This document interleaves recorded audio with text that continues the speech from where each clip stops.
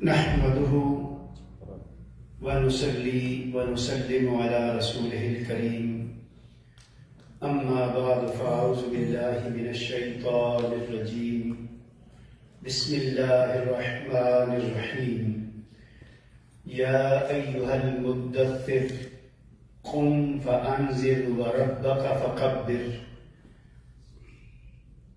قال تعالى كلا والقمر والليل إذ أدبر صدق الله العظيم اللهم صل على سيدنا ومولانا محمد وعلى آل سيدنا وأصحاب سيدنا ومولانا محمد وبارك وسلم. قابل صد احترام حاضرین و حاضرات اور ناظرین و ناظرات، الحمدللہ اللہ تعالیٰ کی توفیق خاص سے آج ہم نے 29واں پارہ سنا ہے اور اسی پارے میں یہ سورہ المدثر ہے جس کی چند آیات کریمہ میں نے تلاوت کی ہے.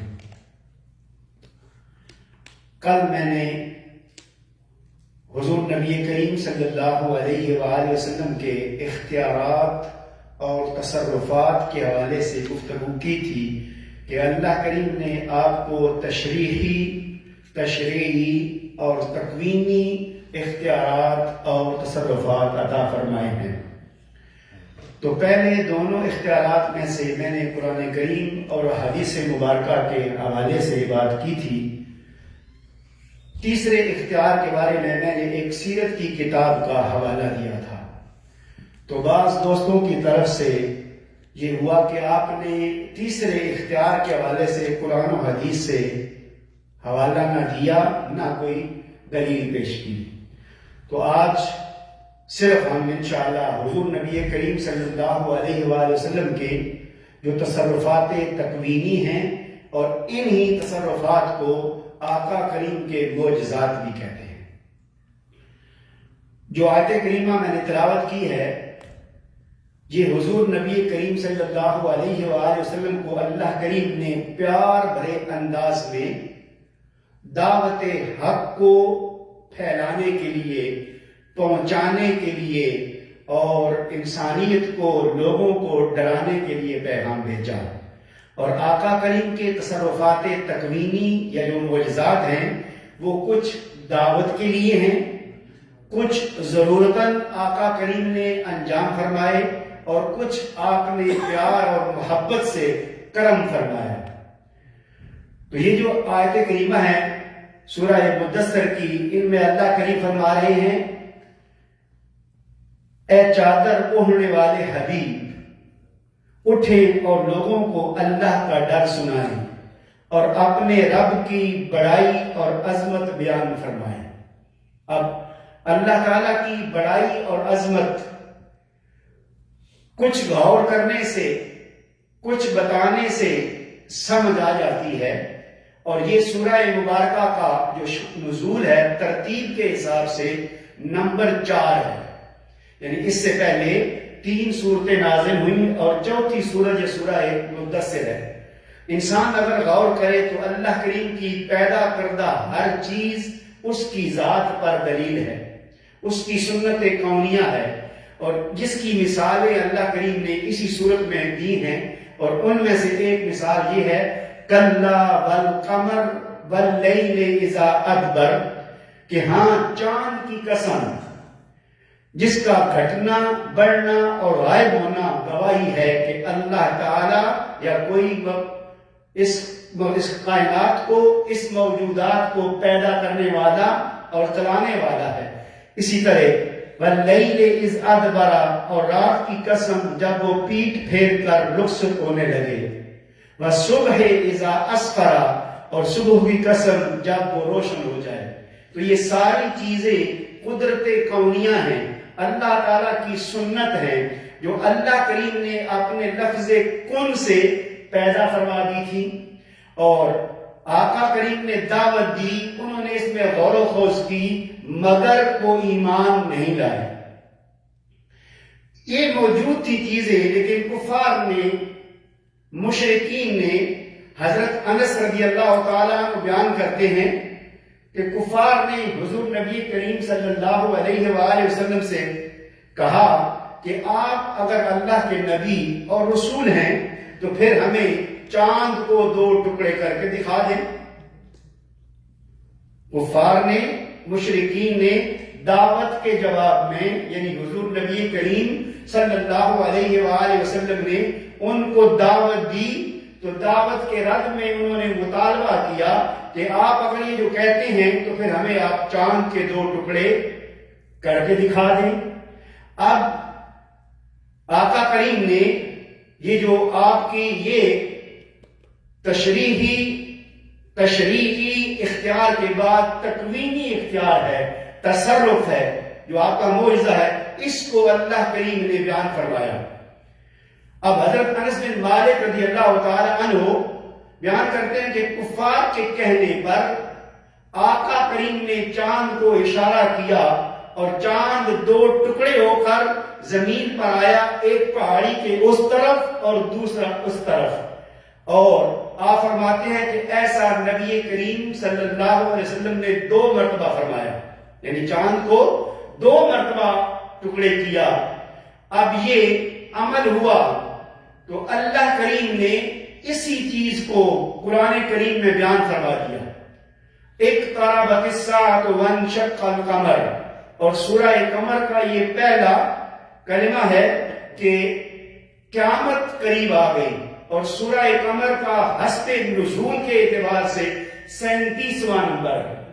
سورہ مدثر کا 4تھا نمبر ہے اور سورہ القمر کا 37واں نمبر ہے۔ تو گویا اس دوران باقی دلائل اترتے رہے، آقا ان کو دلائل دیتے رہے، مگر ان بدبختوں نے ان کو تسلیم نہیں کیا، ایمان نہیں لائے۔ اگرچہ وہ چاند ٹکڑے ہو کر بھی دیکھ کر پھر بھی وہ ایمان کو نہیں لائے تھے، لیکن اس کے بعد ان کی ڈیمانڈ پر جب چاند 2 ٹکڑے ہوا تو اللہ کریم نے اس کو بیان فرمایا کہ اقتربت الساعة وانشق القمر، کہ قیامت قریب ہے اور چاند 2 ٹکڑے ہو گیا۔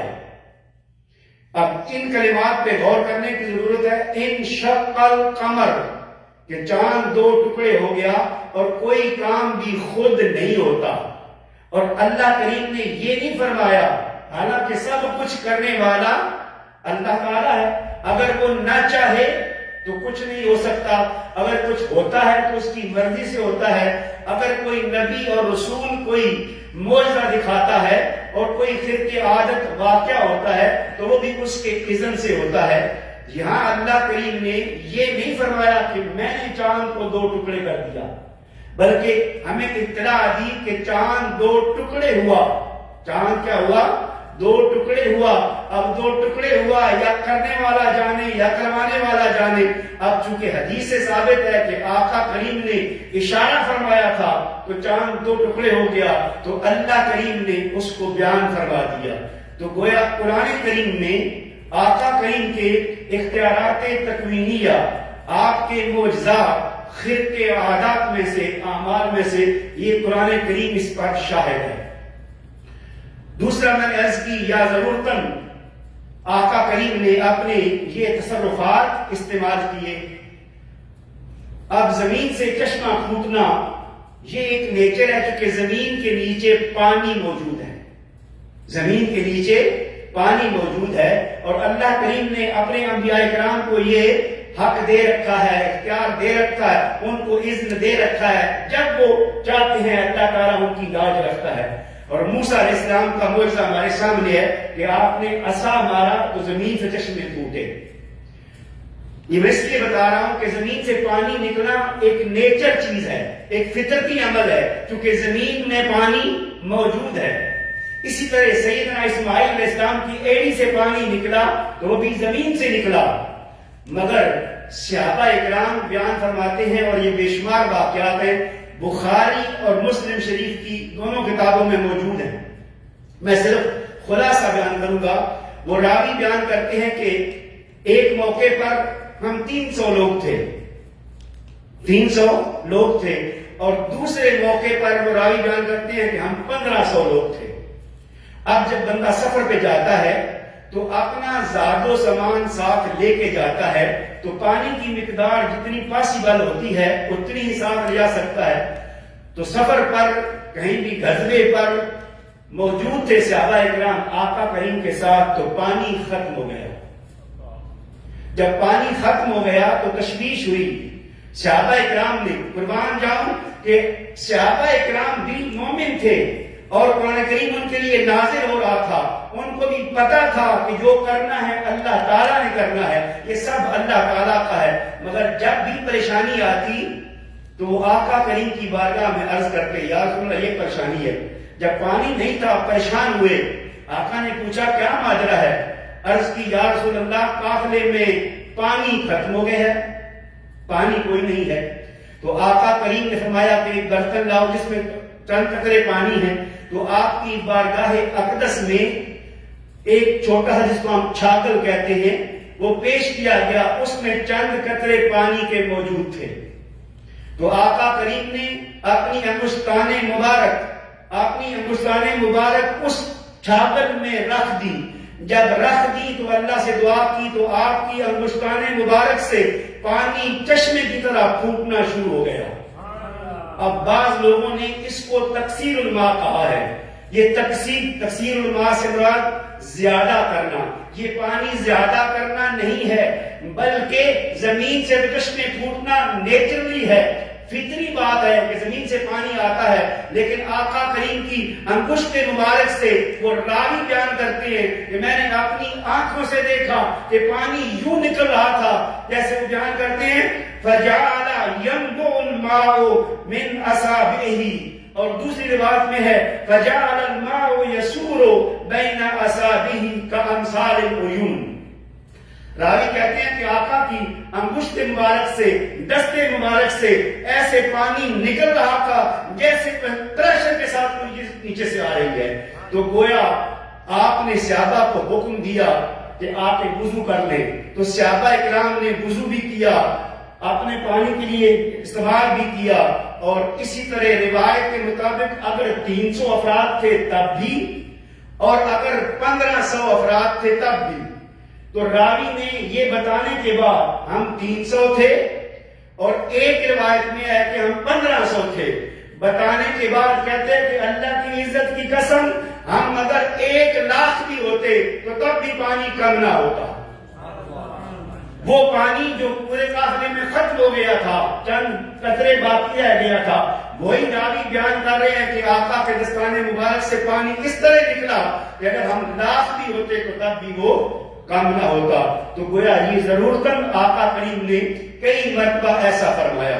اسی طرح آپ کے بے شمار معجزات ہیں، جیسے جنگ بدر میں یہ ضرورت تھی ایک کہ حضرت قتادہ رضی اللہ تعالیٰ عنہ کو تیر لگا، اس تیر کی وجہ سے یہ آنکھ نکل کر ساری باہر آ گئی۔ آنکھ جب باہر آ گئی تو آپ نے اس کو پھینکنا چاہا، لیکن کسی صحابی نے کہا کہ چلتے ہیں آقا کی بارگاہ میں۔ آقا کی بارگاہ میں تشریف لائے، آپ خود آج بھی تصور کریں کہ اگر آنکھ کو تیر گزر جائے، کوئی شیشہ گزر جائے تو اس میں کوئی چیز باقی بچے گی؟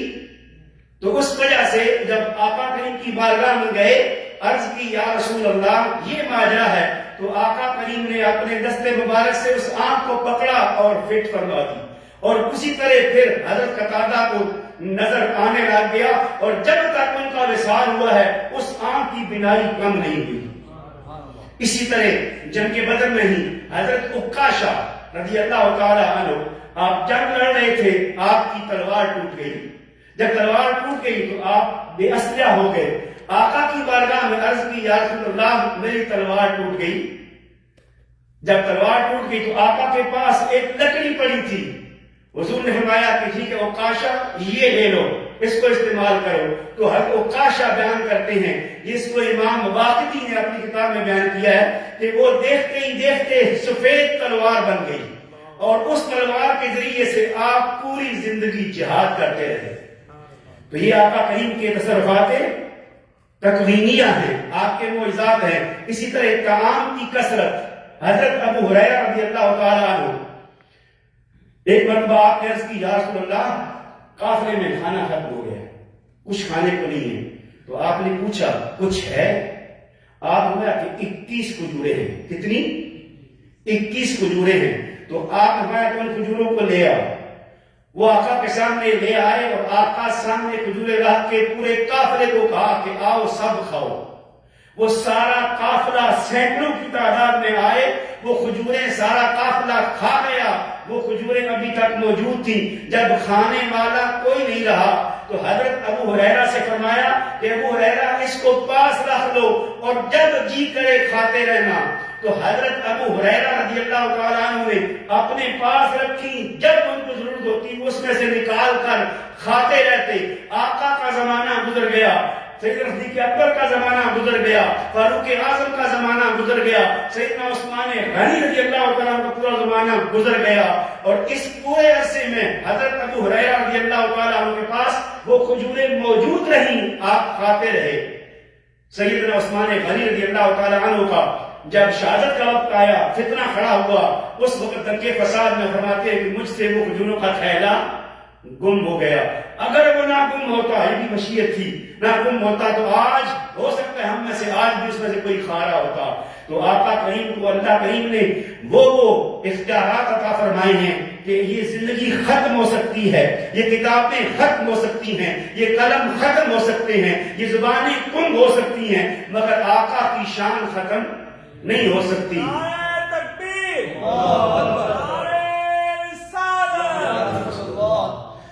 خدا کی عظمت محمد مصطفیٰ جانے، مقام مصطفیٰ کیا ہے محمد کا خدا جانے. وما علینا الا البلاغ المبین.